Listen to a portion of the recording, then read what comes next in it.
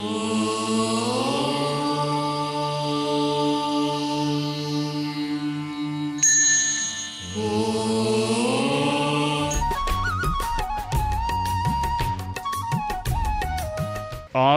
वाङ्मय में आगम संख्या में 32 जैन श्वेतांबर 13 पंथ परंपरा में सम्मत हैं। आगम 32 आगमों का एक समूह है। 11 अंग यानी कई वर्गीकरण हैं 32 आगमों में। एक वर्गीकरण है 11 अंगों का। दूसरा वर्गीकरण 12 उपांगों का। तीसरा वर्गीकरण 4 मूल। चौथा वर्गीकरण 4 छेद और फिर एक है आवश्यक। 11, 12, 23, 4 27, 4 31 और 1 32। यूं 32 आगम होते हैं। अन्यत्र ज्यादा भी आगम की बात आती है। जैन श्वेतांबर 13 पंथ धर्म संघ में 32 आगमों को प्रमाण के रूप में माना गया है और इनमें भी 11 अंगों को स्वतः प्रमाण का दर्जा प्राप्त है। 11 अंगों में जो बात है वह अपने आप में प्रमाणभूत है। तो 32 आगमों में भी 11 अंगों का एक ऊंचा स्थान है। स्वतः प्रमाण का दर्जा उन्हें प्राप्त है।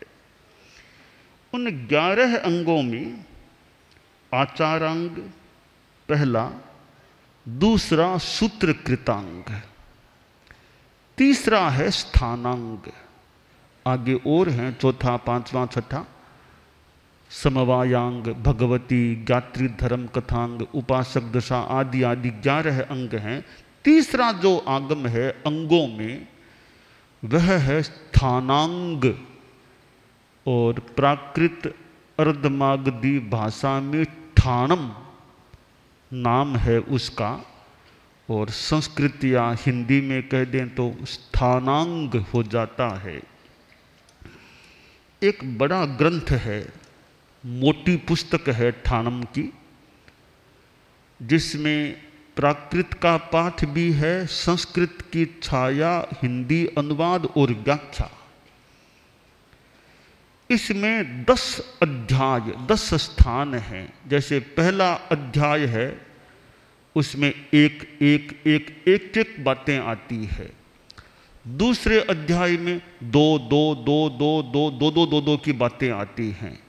तीसरे में 3, चौथे में 4, यूं 5, 6, 7, 8, 9, 10, यूं इन 10 अध्यायों में अपना एक सुंदर समायोजन है कि पहले अध्याय में बात आती है वो एक बात यूं बातें चलती है।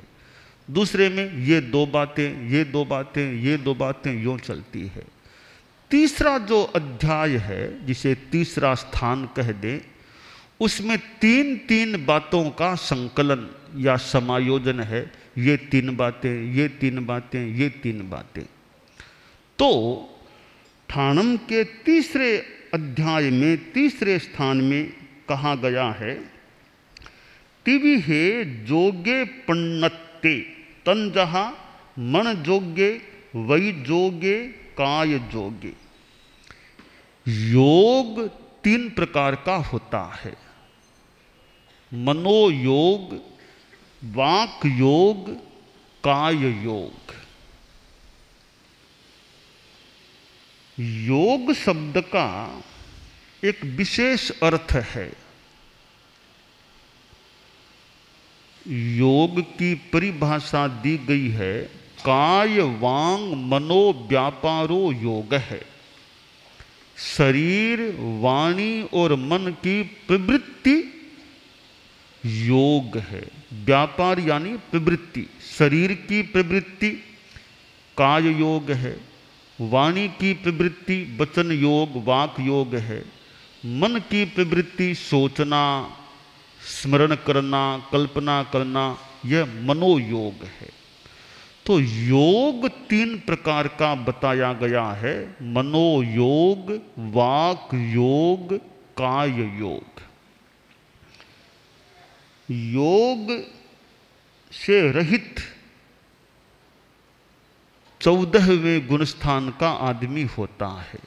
जैन वाङ्मय में 14 गुणस्थान, साधना के सोपान, एक के बाद एक, एक के बाद ऊंचा ऊंचा, यो 14 सीढ़ियां हैं। 14वीं सीढ़ी अंतिम सीढ़ी है, उसके बाद मंजिल मोक्ष की प्राप्ति हो जाती है। 14वीं सीढ़ी वर्तमान में यहाँ तो प्राप्त होती ही नहीं है, अभी तो 7वीं सीढ़ी के बाद आगे आदमी नहीं जा सकता। यानी 14 में से आधी सीढ़ियाँ अभी खुली हैं, अगली अभी बंद हैं। 8वीं सीढ़ी में यहाँ कोई साधु, कोई आदमी नहीं चढ़ सकता, 7 तक ज़्यादा से ज़्यादा चढ़ सकता है। तो 14वां गुणस्थान जो है, 14वीं सीढ़ी है, वहाँ जो साधक साधु पहुँच जाता है वह योग रहित अयोगी बन जाता है। 25 बोल को याद रखने वाले स्मरण कर सकते हैं। 14वां गुणस्थान है अयोगी केवली गुणस्थान। वहाँ योग न मन की प्रवृत्ति होती है, न वचन की प्रवृत्ति होती है, और न काय शरीर की प्रवृत्ति होती है। वह पूर्णतया अयोग अवस्था होती है। वह अवस्था तो अभी प्राप्त होने वाली है नहीं हम लोगों को। हम तो अभी योगी हैं। वास्तव में तो हम सभी योगी हैं, केवल साधु ही नहीं, श्रावक ही नहीं, सामान्य आदमी भी योगी हैं। एक चिंटी भी योगी है, एक मकोड़ा भी योगी है, वनस्पति काय के जीव भी योगी हैं। वे कौन से योगी हैं?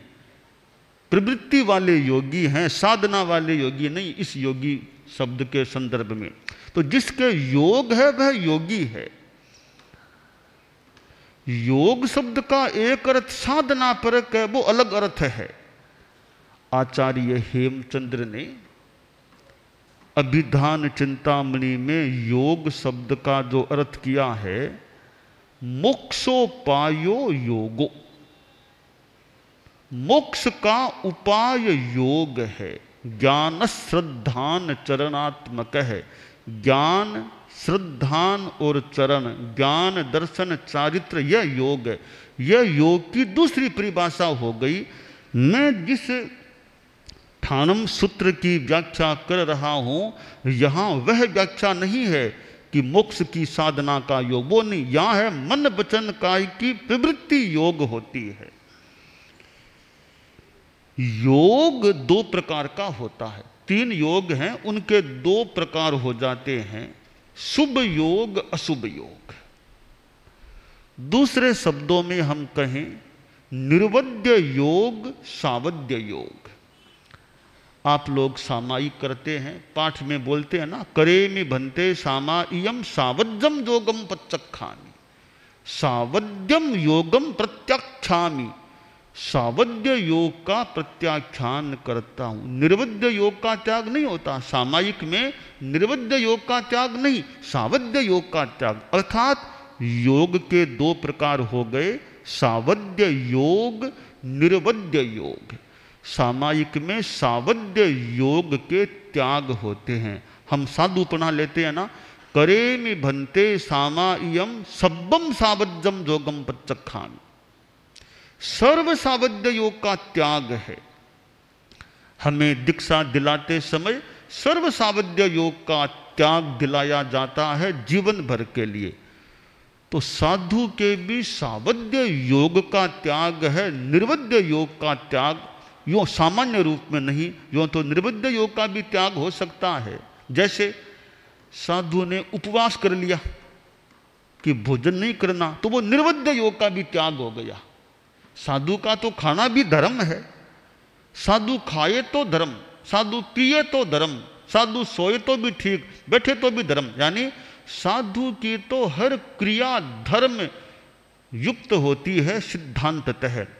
तो कोई साधु खाने का त्याग करता है वो तो निर्वध्य योग का त्याग करता है, यानी और ज्यादा साधना में आगे बढ़ने का संकल्प लेता है। दीक्षा लेते समय सावध्य योग का साधु त्याग करता है, त्याग होता है। तो योग के दो प्रकार, सावध्य योग, निर्वध्य योग, या अशुभ योग, शुभ योग। अब योग है मन की प्रवृत्ति, वचन की प्रवृत्ति, काय की प्रवृत्ति। एक समय में एक योग, एक ही योग हो सकता है, सामान्य सिद्धांत। यानी एक समय में दो योग नहीं हो सकते। हमारी चेतना या तो चिंतन आदि में लगेगी, या बोलने में लगेगी, या शरीर की चेष्टा में लगेगी। एक समय में अनेक योग एक साथ हो, उसमें चेतना लगे, ऐसा नहीं होता है। इसलिए सिद्धांत एक समय में एक ही योग हो सकता है। खैर यह थोड़ी सी सूक्ष्म एक बात है कि चेतना एक योग में ही लग सकती है। शुभ योग क्या होता है, अशुभ योग क्या होता है? जैसे मन योग है, अशुभ भी हो सकता है, शुभ भी हो सकता है। मन के द्वारा आदमी हिंसा का चिंतन करे, झूठ बोलने का विचार करे, चोरी का सोचे, किसी को दुख देने का सोचे, किसी के बारे में अनिष्ट कामना करे, यह अशुभ मनोयोग हो गया। मन में गुस्सा करे मन में, यह अशुभ मनोयोग हो गया। शब्दों में गुस्सा कर लिया, गालियां दी, डांटा, फटकारा, शब्दों में गुस्सा है, यह अशुभ वचन योग हो गया।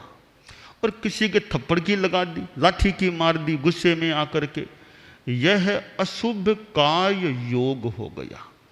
यानी अशुभ मन योग, गुस्सा अशुभ मन योग में भी होता है, गुस्सा अशुभ वचन योग में भी होता है, और गुस्सा अशुभ काय योग में भी होता है। अब शुभ कैसे हो? मन में खूब अरहतों की भक्ति की, अरहतों के प्रति श्रद्धा का भाव किया, देव गुरु धर्म के प्रति श्रद्धा का भाव किया, आत्मचिंतन किया, अपनी आत्मा के कल्याण के बारे में विचार किया, दूसरों की आध्यात्मिक मंगल करने की कामना की, यह सारा शुभ मनोयोग हो गया। कोई अर्थ का चिंतन किया मन में, आगम के पद्य की अनुप्रेक्षा की मन में, यह शुभ मनोयोग हो गया। वाणी से कैसे? वाणी से जप किया, नवकार मंत्र का जप किया, भक्तिमय गीत गाए, स्तुति की प्रभु की, तो शुभ वचन योग हो सकता है। अरहतों की कोई वाणी से भक्ति करे, स्तवना करे, तो वह शुभ वचन योग हो जाता है। और शरीर से बंधन किया, साधु को बंधन किया, उठ बैठ कर तिखुतों से साधु को, चारित्रात्मा को बंधन किया, यह शुभ काय योग हो गया। जो शुभ मनोयोग, शुभ वचन योग, शुभ काय योग होता है, इससे लाभ क्या होता है? इससे दो निष्पत्तियां होती हैं। शुभ मनोयोग, शुभ वचन योग, शुभ कार्य योग से पहला काम यह मान लें, जो हमारा मूल आत्मा का लाभ है, कर्मों की निर्जरा होती है। अशुभ कर्म टूटते हैं, पाप कर्म झड़ते हैं, निर्जरा होती है, आत्मा उज्जवल बनती है। यह शुभ योग का मुख्य लाभ है। कर्म निर्जरा होती है। बंधन एणं भन्ते जीवे किम जनयई, बंधन एणं जीवे निया गोयम कम्मम खवेई, उच्चा गोयम कम्मम निबंध आश्रय। जैसे साधु को बंधन किया आगम में कहा गया कि बंधन करने से नीच गोत्र कर्म का क्षपण निर्जरण और उच्च गोत्र कर्म का बंध होता, यानी निर्जरा होती है। दूसरा लाभ क्या साथ में या निष्पत्ति कह दें, वो है पुण्य का बंध। शुभ योग से दो कार्य होते हैं, कर्मों की निर्जरा, साथ में पुण्य का बंध भी होता है। दोनों में पहले कौन सा बाद में कौन सा? तो अगर सूक्ष्मता में जाएं तो पहले होता है पुण्य का बंध, बाद में होता है निर्जरा का काम। पहले पुण्य फिर निर्जरा, पहली पानड़ा पछे धानड़ा, पानड़ा पुण्य धानड़ा धर्म। क्यों, क्या कारण, क्या स्थिति, क्या? परम पूज्य गुरुदेव तुलसी का मुझे स्मरण हो रहा है। संभवतः गुरुदेव तुलसी ने एक बार बताया, फरमाया था कि ये निर्जरा और पुण्य दो पहले पीछे की क्या बात है। गुरुदेव ने हमें ज्ञान दिया कि देखो पहले पीछे में है क्या, दोनों कार्य एक साथ शुरू होते हैं। जो ही शुभ योग होगा तो निर्जरा और पुण्य दोनों काम एक साथ शुरू होते हैं, परंतु पुण्य का बंध का काम पहले संपन्न हो जाता है और निर्जरा का काम बाद में संपन्न होता है। इसलिए पहले पुण्य बाद में निर्जरा की बात है। तो शुभ योग से निर्जरा होती है और साथ में पुण्य का बंध होता है। यह एक स्वाभाविक सी बात है। जैसे अनाज होता है, खेती करते हैं तो अनाज भी है, तूड़ी भूसी भी हो जाती है, दोनों होते हैं। इसी तरह निर्जरा भी होती है, साथ में पुण्य का बंध भी होता है। तो आदमी अशुभ योग से बचने का प्रयास करे कि मैं असत चिंतन कल्पना स्मृति न करूं, असत वाणी का प्रयोग न करूं, असत कायिक चेष्टा न करूं। हम असत से बचने का प्रयास करें और शुभ योग में रहने का प्रयास करें। अगर हमारा यह ध्यान अच्छा रहे कि अशुभ योग में न जाएं, बहुत बड़ी साधना है। साधु की ओर है क्या? अशुभ योग का सेवन नहीं करना, यह मुख्यतः साधुत्व है, आचार है। अशुभ योग नहीं करना। अब अशुभ योग मूल होता क्यों है? महामना परम पूज्य आचार्य भिक्षु के साहित्य में, भिक्षु साहित्य में मिलता है, उजला ने मेला कया जोग, मोह कर्म संजोग बिजोग। आश्रय कि योग उज्जवल, उजला और मेला कैसे बनते हैं, इसका मूल जिम्मेवार मोहनीय कर्म है। हमारा योग है मन का चिंतन आदि, वाणी से बोलना, शरीर से हिलना डुलना आदि आदि। इनमें क्या है? मूल मोहनीय क्रम वो साथ में घुस जाता है, मिल जाता है, तो हमारा योग अशुभ बन जाता है। मोह क्रम दूर रहे तो हमारा योग निर्मल उज्जवल शुभ रहता है। तो योग को अशुभ बनाने वाला मोहनीय कर्म होता है। जैसे गिलास में पानी है, बरसा का पानी बरसा, बाल्टी में आपने ले लिया तो पानी अपने आप में साफ है, शुद्ध है। अब बाल्टी पड़ी, फिर आंधी आई, रजकने मिल गई तो पानी गंदा हो गया। तो पानी को गंदा किसने बनाया? रजकणों ने गंदा बना दिया। पानी अपने आप में गंदा नहीं था, पानी तो शुद्ध था। तो रजकणे मिल गई तो पानी गंदा हो गया। अब वापिस आप रजकणों को अगर दूर कर दे प्रक्रिया से, और प्रक्रिया से रजकणों को दूर करने से वापिस वो पानी निर्मल हो जाता है। फिटकरी डाल के प्रक्रिया करो, पानी साफ ऊपर आ जाता है। तो हमारा योग है वह अपने आप में ठीक है। वो मोह कर्म के रजकणे, मोह कर्म की आंधी आती है, मोह कर्म की रजें उसमें मिलती हैं, तो हमारा योग यानी मन वचन काय की प्रवृत्ति अशुभ अशुद्ध बन जाती है। हम मोह कर्म को दूर रखने का ध्यान रखें, प्रयास करें, तो हमारा योग उज्जवल रहेगा, निर्मल रहेगा। तो ठाणंग सूत्र में जो 3 प्रकार बताए गए हैं योग के, कि मनोयोग, वाक योग, काय योग। हम मनुष्यों के तो तीनों योग होते हैं, मन भी है, वाणी भी है, काय भी है। कुछ जीव ऐसे हैं, विकलेंद्रिय जीव, ये द्विंद्रिय, त्रिंद्रिय, चतुरिंद्रिय और असंगी पंचेंद्रिय, खासकर आप चिंटी आदि छोटे जीव हैं, इनके 2 योग हैं, वचन योग भी है और काय योग भी है। इनके मन का योग नहीं होता। और पृथ्वी काय जैसे स्थावर काय हैं, उनके केवल काय योग है, न वाक योग है और न मनोयोग है। तो कुछ जीव 1 योग वाले होते हैं, कुछ जीव 2 योग वाले होते हैं, और कुछ जीव 3 योग वाले होते हैं, और कुछ मनुष्य योग रहित अयोगी होते हैं। अयोगी केवल मनुष्य ही हो सकता है, या सिद्ध भगवान तो कह रहे हैं ही, प्राणियों में मनुष्य ही अयोगी हो सकता है, बाकी सारे प्राणी सहयोगी योग सहित होते हैं। बस किसी में 1 योग, किसी में 2 योग, किसी में 3 योग। 1 योग होगा तो मात्र 1 काय योग होगा, 2 योग होंगे तो काय योग और वचन योग ये ही 2 होंगे, तीनों होंगे तो मनोयोग और जुड़ जाएगा, 3 योग हो जाएंगे।